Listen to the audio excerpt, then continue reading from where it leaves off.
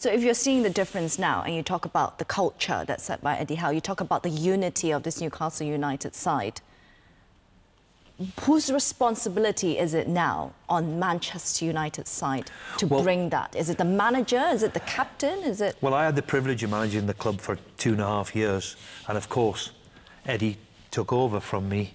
And the one thing, though, that since that January 1st window, his first signing was Trippier. Yeah.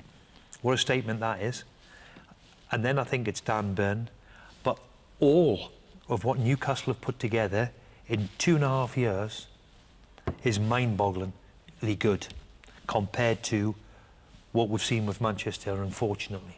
Where there's a progression and a progression forward, and unfortunately we're not seeing that progression quickly enough. We thought maybe last year, and then all of a sudden we've seen this season too many performances like what we've just witnessed. So I think the recruitment and the players that Newcastle have brought in have catapulted them from a team that is trying to fight relegation to a team that's playing Newcastle off the pitch today and playing in the Champions League.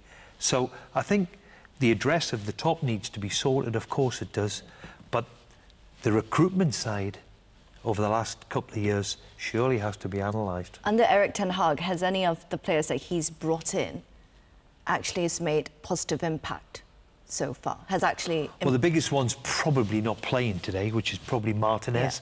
Yeah. You know, I mean, and everybody doubted that one a little bit. But you look at Anthony, for example. Well, we could go through the whole of the Newcastle team, you know, Guimaraes, and you could go through them from 1 to 11. I know they're not numbered that way. They've made an impact in going to St James's Park and made an impact on the team. Too many, unfortunately, of Manchester's signings haven't made the same impact.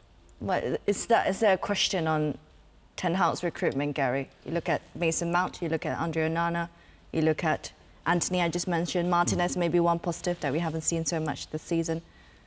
Can you fault Ten Hag? Is it bad recruitment from him? Even though it's obviously not entirely on Ten Hag, really, but a lot of those players that he's brought in were his players. Yeah, there's obviously quite a strong link with his previous club, Ajax, isn't there? Which implies that, you know, Ten Hag has had a big say in who comes in, and I still think that the head coach of a club should have a big say as to who comes in, because it's his neck in the block.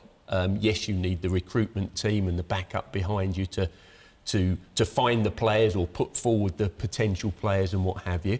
But ultimately, it boils down to the individual.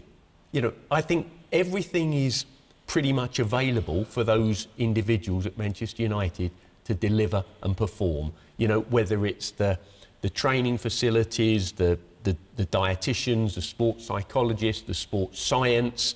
You know, we heard on the TV as we were coming, apparently Manchester United were due to fly to Newcastle, but they couldn't fly, so they had to go by coach, and it was 3 hours and what have you. So, you know, these things happen. You still got to perform, and that's down to the strength of the individual and the determination of the individual. And I guess really I'm questioning the heart and desire of most of the players.